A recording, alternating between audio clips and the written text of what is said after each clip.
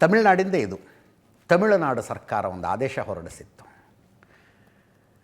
ದಿಲ್ಲಿಯಲ್ಲಿ ಜನ್ಜಿ ಪ್ರೊಟೆಸ್ಟ್ ಆಯ್ತಲ್ಲ,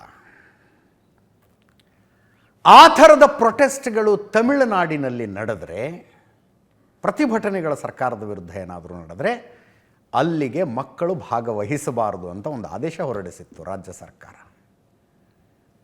ಮಕ್ಕಳು ಭಾಗವಹಿಸಂಗಿಲ್ಲ ಅಂತ. ಅಭಿವ್ಯಕ್ತಿ ಸ್ವಾತಂತ್ರ್ಯಕ್ಕೆ ಜಯವಾಗಲಿ ಅಂಥದ್ದೊಂದು ಆದೇಶ ಹೊರಡಿಸಿತ್ತು ತಮಿಳುನಾಡು ಸರ್ಕಾರದ ಹೈಯರ್ ಎಜುಕೇಷನ್ ಡಿಪಾರ್ಟ್ಮೆಂಟಿನ ಆದೇಶ.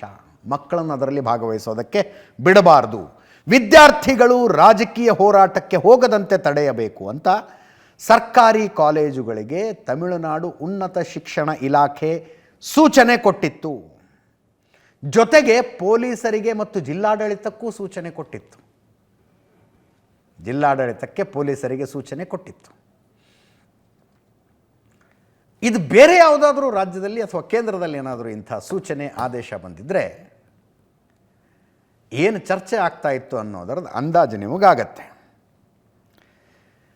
ಜೋರು ಗಲಾಟೆ ಆಯಿತು ಅದರ ವಿಷಯದಲ್ಲಿ.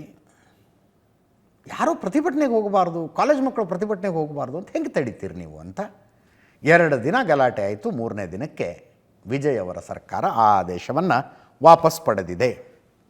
ಆ ಆದೇಶ ವಾಪಸ್ ಪಡೀತು.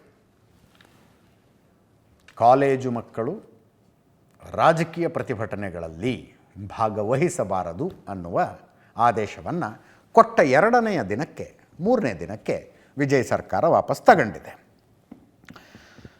ಇನ್ನು ಜನ್ಜಿ ಪ್ರೊಟೆಸ್ಟ್ನಲ್ಲಿ, ಕಾಕ್ರೋಚ್ ಜನತಾ ಪಾರ್ಟಿಯ ಪ್ರೊಟೆಸ್ಟ್ ನಡೆಯುವ ಸಂದರ್ಭದಲ್ಲಿ ಅದನ್ನು ಬೆಂಬಲಿಸಿ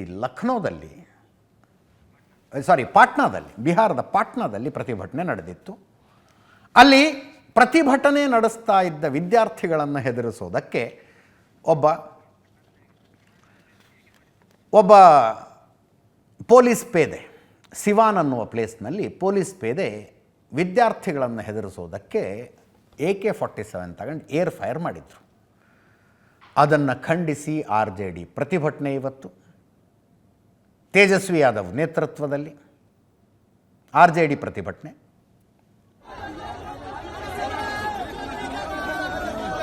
ಬಿಹಾರ ಅಸೆಂಬ್ಲಿ ಎದುರಿಗೆ ಜೋರು ಗಲಾಟೆಯಾಗಿದೆ. ಪ್ರತಿಭಟನಾಕಾರರನ್ನು ಚದುರಿಸೋದಕ್ಕೆ ಪೊಲೀಸರು ಅಶ್ರುವಾಯು ಪ್ರಯೋಗಿಸಿದರು, ಟಿಯರ್ ಗ್ಯಾಸ್ ಹೊಡೆದಿದ್ರು.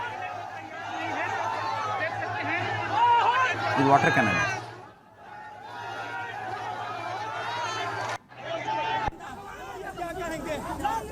ಆ ನಂತರ ತೇಜಸ್ವಿ ಯಾದವ್ರನ್ನು ಪೊಲೀಸರು ಅರೆಸ್ಟ್ ಮಾಡ್ಕೊಂಡು ಕರ್ಕೊಂಡು ಹೋದರು.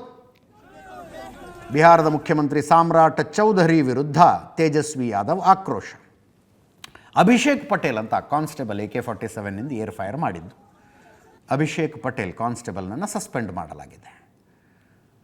AK-47 ರೆಪ್ಲಿಕಾಗಳನ್ನು ಹಿಡ್ಕೊಂಡು ಪ್ರತಿಭಟನೆಗೆ ಬಂದಿದ್ರು ಇವತ್ತು RJD ಕಾರ್ಯಕರ್ತರು.